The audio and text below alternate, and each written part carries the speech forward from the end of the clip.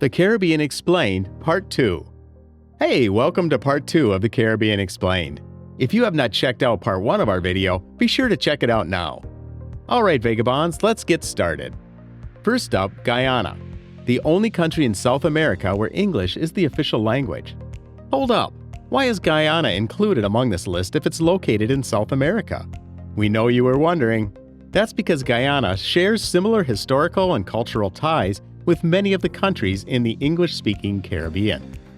Guyana is home to the headquarters of the Caribbean Community, a political and economic union of 20 countries, 15 member states and 5 associate members throughout the Caribbean. Guyana has one of the most diverse natural habitats in the world and is also one of the planet's least densely populated countries. While Guyana doesn't have white sandy beaches that it can boast of, it makes up for this with incredible wildlife, lush greenery, and magnificent rivers. With its recent discovery of large oil reserves, you can be guaranteed that you will be hearing a lot more about this Caribbean nation. Next, we journey to the land of mountains, Haiti. Haiti, the third largest country in the Caribbean by total area and the second most populous, shares the island of Hispaniola with the Dominican Republic. Following a successful rebellion by enslaved persons against French colony rule on January 1, 1804, Haiti was declared an independent state. It was a defining moment in history as Haiti became the world's first black-led republic and the first independent Caribbean state.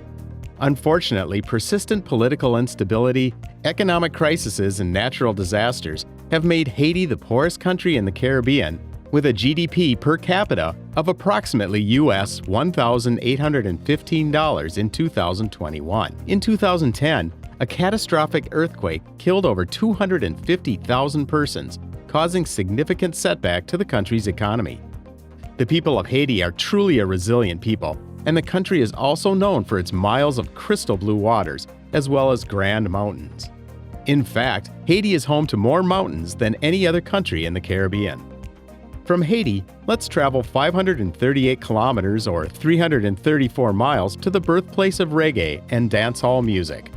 Home to world music giants such as Bob Marley and Shaggy, and superstar athletes Usain Bolt and Shericka Jackson, Jamaica has cemented itself as a global powerhouse on the international stage. With a total area of approximately 10,991 square kilometers or 4,243 miles, it is the fifth largest country in the Caribbean by area with a population of approximately 2.8 million.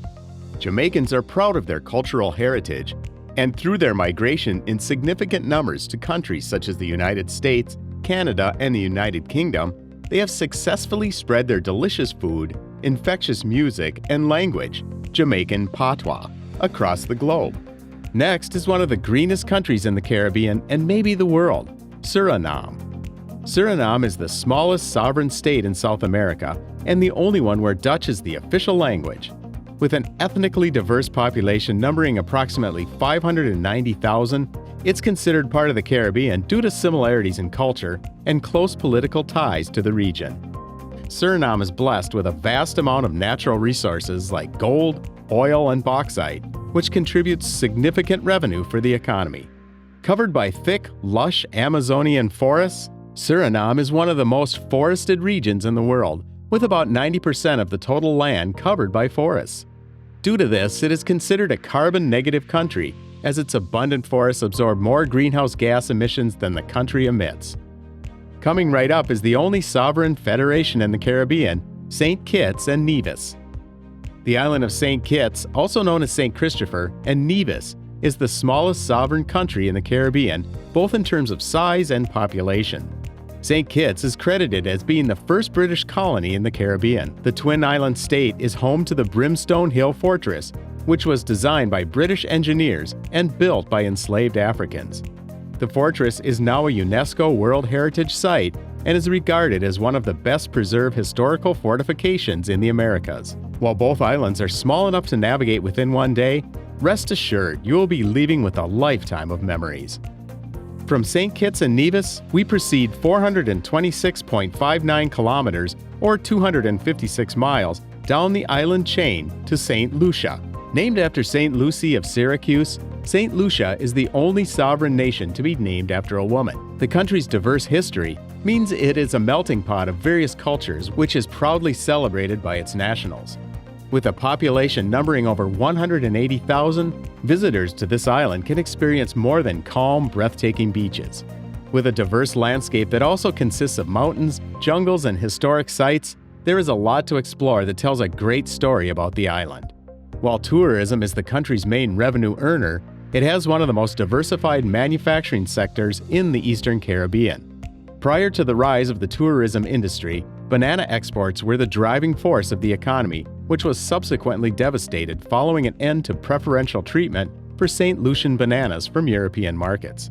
Moving further down the island chain, we head to the charming island of St. Vincent and the Grenadines. St. Vincent and the Grenadines consists of the island of St. Vincent and the northern Grenadine Islands, which stretch southward towards Grenada. Combined, the country is made up of 32 islands and cays that offers tropical rainforests for eco-adventures, serene beaches, and turquoise lagoons.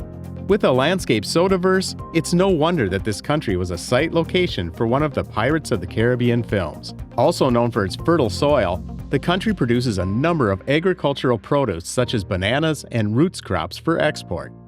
The island of St. Vincent is home to an active volcano called La Soufriere, with the most recent eruption beginning in December 2020, which eventually led to the evacuation of surrounding communities.